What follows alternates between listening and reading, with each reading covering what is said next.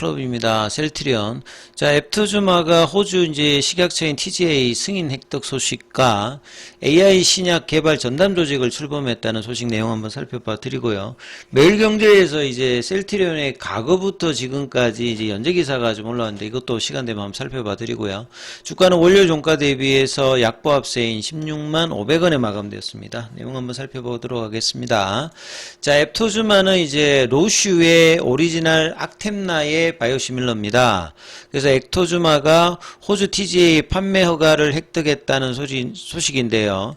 TGA가 앱터주마 관련해서 4가지 이제 용량 관련되는 부분에서 승인을 획득을 했어요. 그래서 앱터주마 승인을 통해서 기존의 램시머주마, 베그젤마에 이어서 11개로 확대되었고, 작년부터 이제 호주 TGA로부터는 스테키마, 옴니클로, 아이덴젤트, 스트로보콜로에 이어서 앱터주마가 승인을 받았습니다.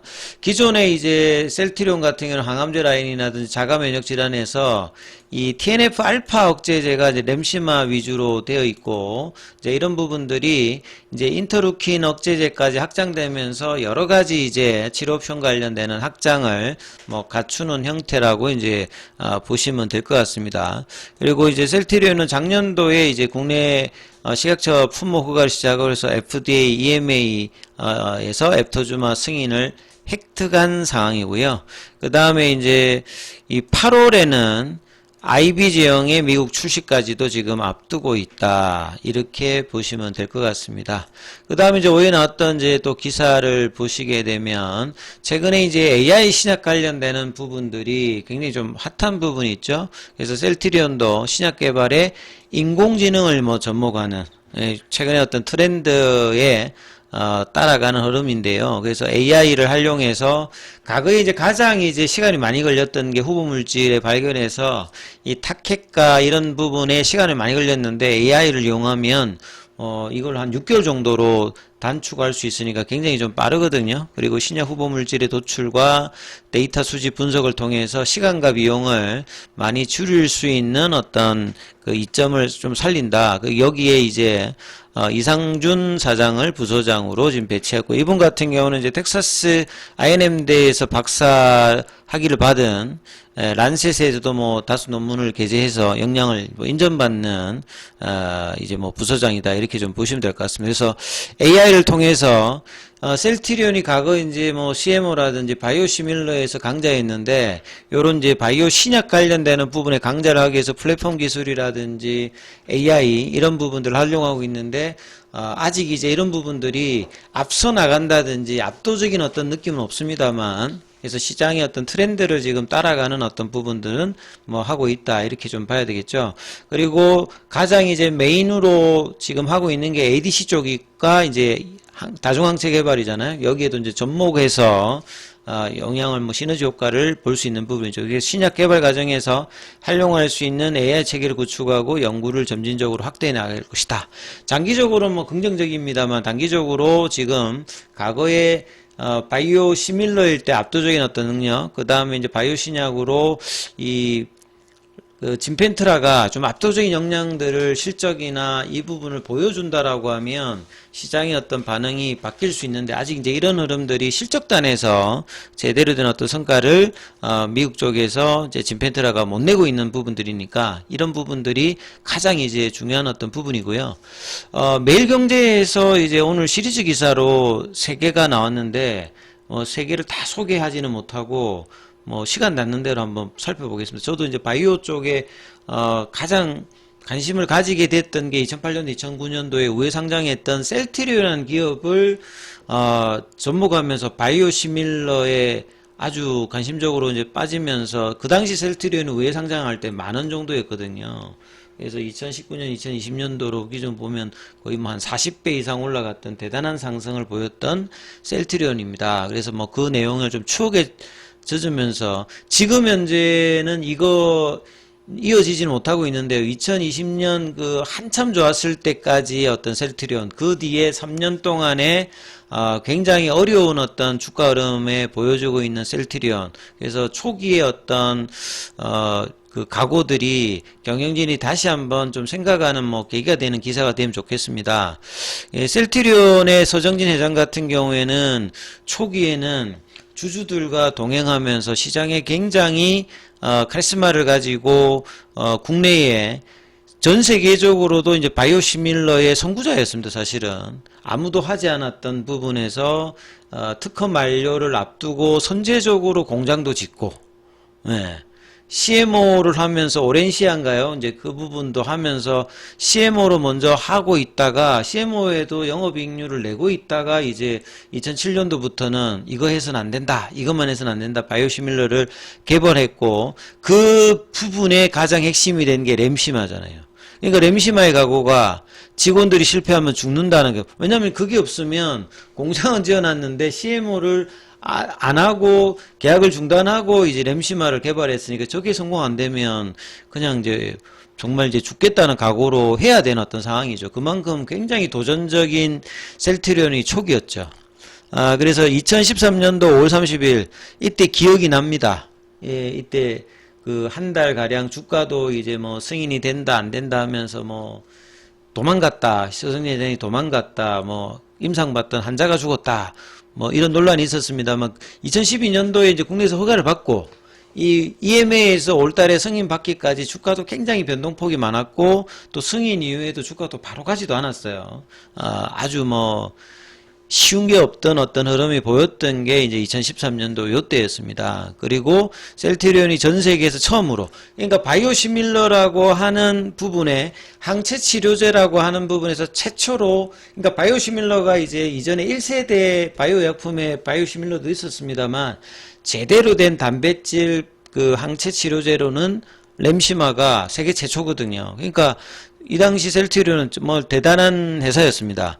그래서 CAMP를 상대로 최종 뭐 대면 면접이 있었고 이 관문을 통과해야 그 뒤에 뭐 그 EMA 관련되는 부분을 승인을 받을 수 있는 거니까 이 승인이 떨어지지 않으면 약을 못 팔죠. 그러니까 그 우리 신약 개발사들 같은 경우는 세 가지 부분입니다. 이 약을 만들 수 있느냐. 일단은 승인 이전에 만들어야 되잖아요. 그 만들 수 있는 능력이 있느냐, 그 다음에 승인 받을 수 있느냐, 그 다음에 승인 받고 오면 잘 팔 수 있느냐, 이 세 가지를 넘어가야 어느 정도 성공적인 이제 바이오 기업이 되거든요. 그러니까 셀트리온 초기에는 약을 제대로 만들 수 있느냐 이런 의구심이 있다가 뭐 성공했다고 해가지고 이제 승인 과정이니까 승인 제대로 할 수 있을까? 그래서 이제 이 당시 분위기가 그랬습니다. 그래서 EMA에 되었고 그 다음에 이제 2016년도에 이제 그 FDA 관련되는 부분 승인을 받거든요. 그러니까 이 당시 이제 현장을 지켰던 이수영 신약연구본부장의 정언이라는 거죠. 뭐 내용 좀 보면 런던 시간으로 오후 5시였다. 한국은 뭐 새벽이었겠죠. 그래서 이 당시 EMA 본부에 도착해서, 그러니까 EMA에 이제 EU에 가입한 27개국의 그 총 54명의 이제 그 심사위원들이 참가하는 거죠. 그래서 이제 질문하면 뭐 질문도 답변도 해야 되고 자료도 떼야 되고 이게 얼마나 어렵겠습니까? 예행 연습도 많이 하고 바이오시밀러도 뭐 거의 신약에 준하게 이제 허가 과정을 한다라고 보시면 됩니다. 그리고 이제 글로벌 이제 허가를 받는 거기 때문에 어떻게 시간이 지난지 기억이 나지 않는다. 질의응대 끝나고 심사위원들 간에 논의가 필요하고 그래서 뭐 1시간 대기를 하고 근데 이제 심사관의 발언 통과였다. 새벽 2시에 이제 역사적인 순간이죠. 만장일치의 찬성이었다. 세계 최초입니다. 프로젝트를 총괄했던 기우성 이제 부회장 같은 경우가 이제 뭐 그때 뭐 서정진한테 전화를 하고 뭐 이런 기사는 아마 처음 보는 기사일 겁니다. 그래서 그 시간에 이제 뭐 송도에 호텔방 잡고 이제 보고를 받고 진두지휘를 했다. 그래서 30명의 직원이 조작 결과를 기다리고 있었는데 회사의 운명이 걸린, 그게 진짜 회사의 운명이 걸려 있는 거죠. 그러니까 2020년도에 레키로나도 그런 분위기여야 되고 지금 사실 이제 뭐 지금 진펜트라도 이제 그런 분위기가 되는데 지금은 아주 지금 절박함이 사실은 셀트리온 입장에서 많이 안 보입니다. 그러니까 개발 영역이 뛰어나고 정말 이제 사활을 다하는 모습이 나와서 이제 진행하는 모습 이런 초기가 지금도 그 바이오 시밀러에서 바이오 신약으로 넘어가는 단계에서 필요하다. 이 과정들이. 영국에서 전화로 초소식을 받은 건 뭐 비서였다. 뭐 이런 기사 내용이죠. 그러니까 이런 내용을 한번 읽어보실만 하고요. 그 다음에 뭐 일 해결되려면 내가 감옥 가야 뭐 되는 것이다. 이번에 문제가 생기면 모든 걸 책임지고 사임하겠다. 그러니까 서정진 회장은 뭐 이 당시 지금 연배가 이제 뭐 60대 후반 뭐 70대니까 그 당시 한 10년 전이니까 굉장히 뭐 저돌적이고 주주들도 좋아하고 굉장히 우리나라에 없는 뭐 바이오의 이런 어떤 경영자를 처음 보는 부분이죠. 그러니까 굉장히 뭐 인기가 많았다라고 봐야 됩니다. 그래서 나중에 들어보면 허가 못 받으면 그 친구 죽으려까지 했다. 그러니까 거의 목숨 걸고 한 겁니다, 사실은. 그만큼 이제 무모하리만큼 사업을 펼쳤기 때문에 그러니까 주주들도 이제 그런 성공에 동참하기 위해서 2010년도, 11년도, 12년, 13년도에 굉장히 많이 지지를 하고 장기 주주가 생기는 지점이 이제 이때였기 때문에요. 그래서 램시만은 셀트리온 직원들이 실패하면 죽는다. 마치 뭐 저기 포스코 초기에 안 되면 뭐 저 0일 만에 빠져 죽겠다. 뭐 그거 똑같은 겁니다, 사실은. 정말 죽을 작정이었느냐. 근데 상황이 그 당시에 그랬고. 그래서 한국에서는 1년 전에 허가를 받았고요. 근데 한국에 허가 받아가 그 당시에 뭐 바이오시밀러 제대로 팔 수 있는 상황이 아니죠. 그러니까 결국 이제 소득 수준이 되고 글로벌에서 결국 팔아야 되고 그래서 미국과 유럽에서 승인받지 않은 약을 판다고 하면 우리나라에서 그러니까 승인을 받아도 제대로 팔리지 않는다 이 말이죠. 그러니까 이제 이런 승인 과정을 하기 위해서 유럽은 조금 바이오시밀러의 우호적이었기 때문에 실제적으로 영업 활동을 하면서 뚫었던 부분입니다. 그래서 이제 바이오시밀러는 오리지널 의약품과 효능 안정성이 같다는 것을 증명하기 위해서 1상 3상을 해야 되는 어떤 부분들이죠. 그래서 이제 뭐 분석 방법에서도 여러 가지 뭐 지적을 하고 그 당시에는 뭐 EMA에서도 규정이 없었습니다, 사실은. 그러니까 셀트리온 허가 과정에서 규정을 만들어가면서 EMA도 뭐 했던 사례라고 봐야 됩니다. 이전에 이제 이런 사례가 없었기 때문에. 그래서 사업가라고 하는 건 자기 생각으로 책임을 다해 일을 밀어붙여 그 결과에 대해 책임지는 사람이다. 남에게 피해 안 주고 이익나면 성공했다는 얘기 듣고 아니면 사기꾼이다.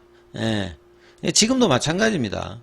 그 책임에서 벗어날 수 없는 게 그 사업가의 이제 시비라고 봐야 되겠죠. 그래서 이런 절박한 심정으로 16만 건의 데이터도 그 당시에 뭐 재분석하고 승인되는데 어떤 시간 이 부분들은 개발 과정에서 이후에도 뭐 비슷하게 가는데요. 뭐 레키로나 개발이라든지 그러니까 셀트리온의 개발 능력은 세계 이제 뭐 인류급이라고 보셔야 됩니다. 그러니까 한 번도 뭐 해서 실패가 없기 때문에 요런 어떤 과정 속에서 셀트리온이 만들어졌던 뭐 과거였는데요.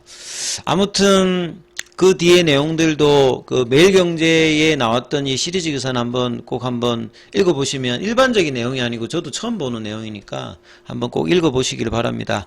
그래서 그런 어떤 흐름들이 지금 셀트리온 그러니까 셀트리온이 과거가 이랬잖아요. 그러니까 2008년도, 2009년도에 우회 상장하면서 들어와서 2012년, 2010 요때거든요. 이때도 허가받고 막 바로 뜨는 게 아니라 제대로 이제 그 EMA 쪽에서 허가받고 제대로 팔기 시작한 건 2015년도부터거든요.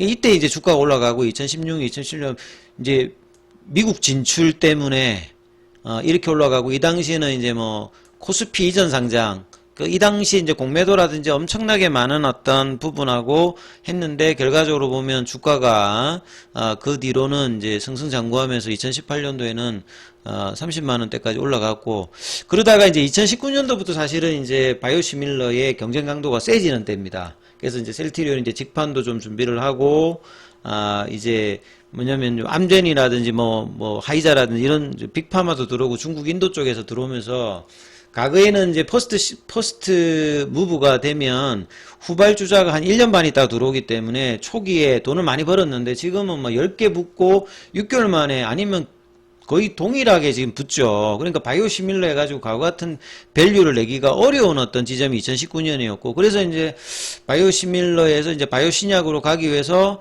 이제 준비를 했고, 그게 이제 코로나 때, 레키로나였거든요. 그러니까 레키로나가 제대로 좀 뭔가 성공을 제대로 좀 했으면 셀트리온의 붐이 좀 달라졌을 겁니다. 그래서 개발비 3천억 넣고, 근데 제대로 팔지를 못했어요. 그러니까 그 당시에 왜 이렇게 좀 더 가감하게 이 초기에 했듯이 그 좀 공격적으로 유럽이나 미국에서 팔고 했어야 되는데 너무 그냥 좀 대응을 좀 잘 못하면서 서정희 회장도 뭐 은퇴를 시사하면서 예, 그 뒤로부터 뭔가 다시 이제 복귀하면서 이 그때의 어떤 바이오시밀러에서 바이오신약의 어떤 전환들이 제대로 안 되면서 다시 바이오시밀러를 강화하면서 바이오시밀러 시장이 이제 경쟁 강화가 되면서 이제 주가가 떨어지고 난 다음에 제대로 지금 회복을 못 하고 있는 상황이거든요. 그러니까 지금은 제가 볼 때는 초기에 이 흐름을 서정희 회장이 이제 뭐 나이도 있고 그러니까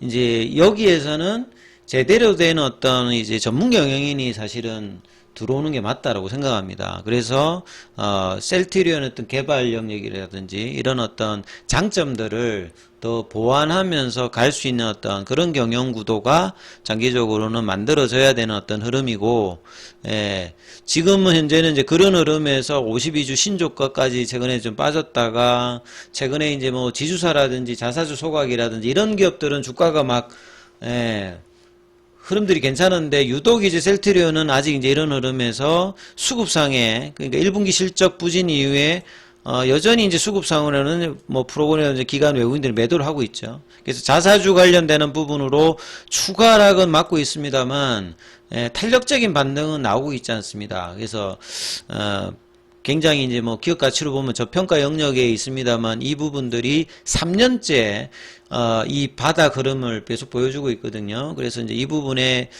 탈출하는 흐름들은 기존의 어떤 방식이 아니라 완전히 이제 시장 친화적인 어떤 흐름으로 이 부분을 해야 결국은 이제 실적이라든지 앞으로의 어떤 비전 관련되는 부분들이 시장 친화적인 흐름으로 대체가 되는 어떤 흐름들의 어떤 변화가 셀트리온이 좀 필요해 보인다. 주가 측면에서 이제 수급 개선이 나와야 이제 이런 부분들이 되기 때문에 아직까지는 보면 이제 3월, 4월달, 5월달 보시게 되면 기관하고 이제 외국인들은 계속 꾸준하게 지금 긍정적이지 못한 어떤 상황이거든요. 딥밸류임에도 불구하고 주가는 이제 15만원대에서 16만원 정도, 한 10만원 정도, 그러니까 한 만원 정도의 흐름들의 상승을 보여주고 있고, 볼린저 밴드 상단에서 지금 부딪히고 있습니다. 그래서 이 부분들의 해소가 나오면서 상단 태깅으로 이제 17만원, 18만원권에 가야 이제 좀 이제 박스권 탈피를 좀 확인하는 어떤 수급들이 6월 달에 형성되는지 여부가 일단 가장 중요하기 때문에 이 부분 좀 참조하시면서 흐름 살펴보시기 바라겠습니다.